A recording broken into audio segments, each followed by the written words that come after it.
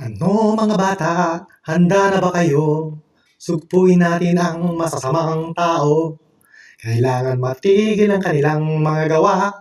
Laban, laban, Bioman!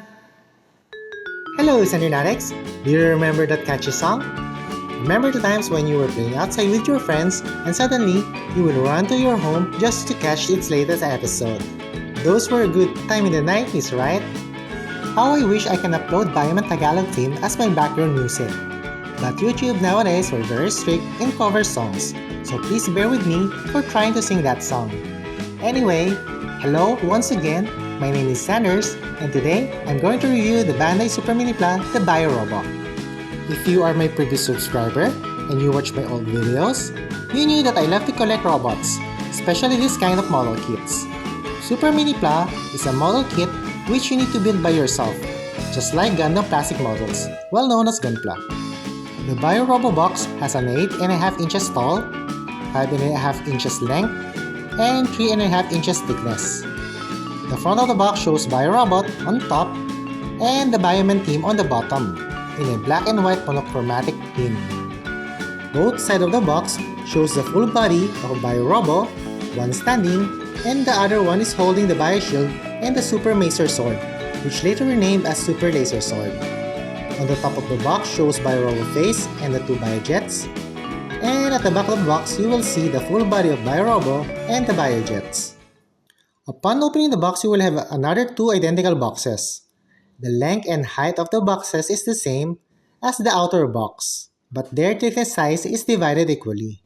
The front of the box of both inner boxes has the same artwork in the back of the outer box. The only difference is it is in full color. And on the side of the box shows another full color of Biojet 1 and Biojet 2. One thing I hate about the boxes of Super Minipla is it is very hard to unbox its content without damaging the box. And keeping the product after assembly to its box is not their forte.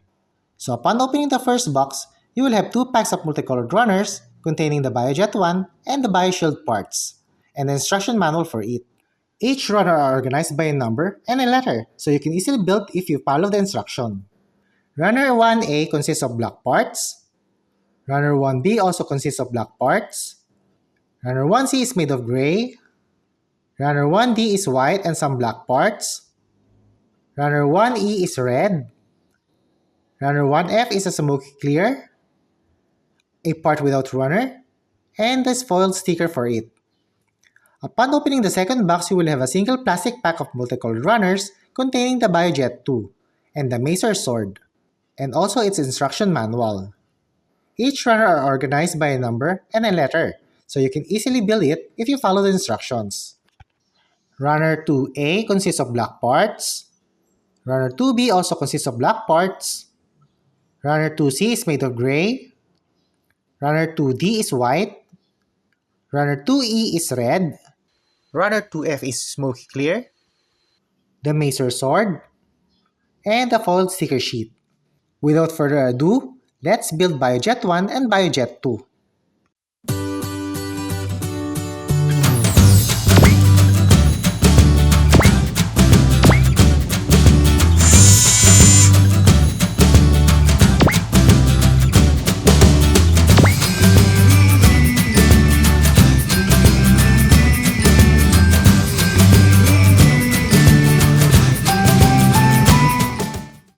Biojet 1 details was good.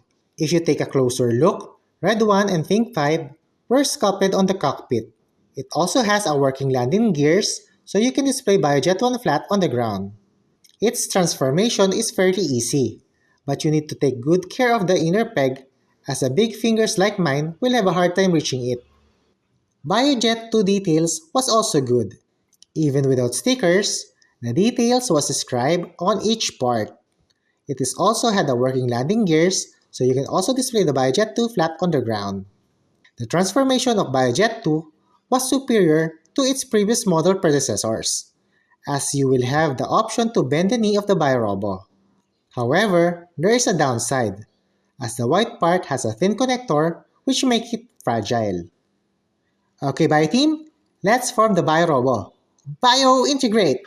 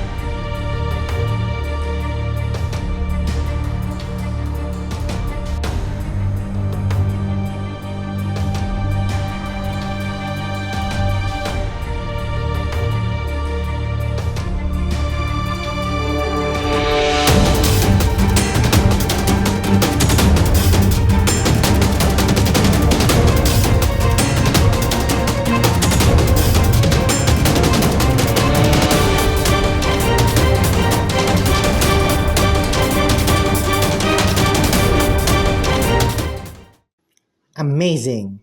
Simply amazing. This BioRobo bring all the good memories of my childhood. Maybe it's a bit overreacting, but the nostalgia really hit me hard. And now for my sentiments, this figure measured about 6 inches tall and the sculpting and details were amazing. Some parts were already pre-painted, especially the head of BioRobo. So there is no sticker peeling, especially on the eyes, not like Gundam model kits.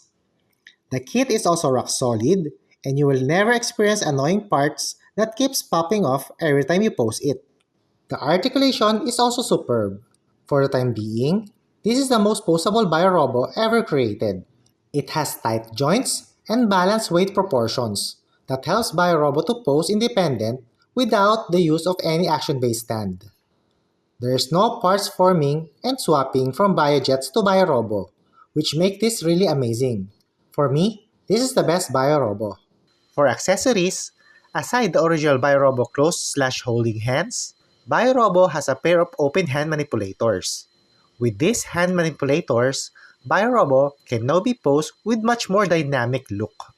We will also have a gas neutralizer which BioRobo used in one of the Bioman episode, which you can peg it on the right open hand manipulator. For weapons, BioRobo has his BioShield which can be held by his closed/hand holding hand manipulators, and the Super Messer which can also be holded by his closed/holding hand manipulators. Look at the face of this thing. For articulation, head is on ball joint, shoulder can rotate 360 degrees, arms all the way up, shoulder butterfly joints, bicep bend and swivel, both hands are on ball joint, waist can swivel, legs can go this far and that far, can split, bend at the knee, toe hinge, and toe can swivel. What good about this kit is the durability. The build is also rock solid, the head is already painted, and the elimination of the parts forming parts, which means you will have the freedom of not keeping any spare pieces whenever this figure is in BioRobo or Biojet forms. The only downside of this figure is the need of stickers. Even some parts were pre-painted, there is a lot of pieces that need sticker for color accuracy. I will also point out that this BioRobo has a poor packaging, as I can't keep my BioRobo secure on its own box for storing. The box is very thin, and the inner boxes cannot accommodate the space to a fully integrated BioRobo. Here are the comparison to my other toy collection: Lego minifigure, Takara Tomy Pikachu, Jollibee Around the World Philippines, Bandai 5-inch Action Hero Red Ranger, Revoltech Woody, 1 to 12 Scale Oyaji, and the 1 to 144 No Grade Wing Gundam. Overall, I'll give this toy this face reaction.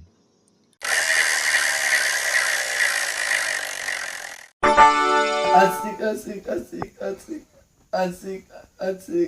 BioRobo is one of the iconic robots, especially here in the Philippines. Its vintage counterpart were very expensive for me to obtain. Lucky for us, Bandai decided to produce BioRobo on their Bandai Minipla lineup. Even still it is expensive, at least it is not as expensive as the vintage one. So I never seized the opportunity to have it. Owning one of my childhood robot always brings a smile on my face whenever I touch it with my bare hands. It brings back all the good memories when I was still a child. A bittersweet feelings which is very hard to explain.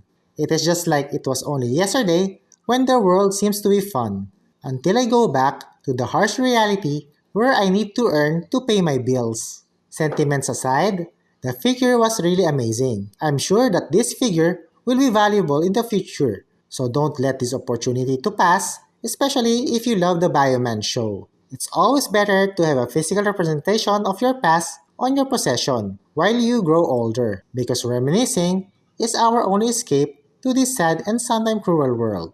This is my personal review, my own point of view, and see you next time for more!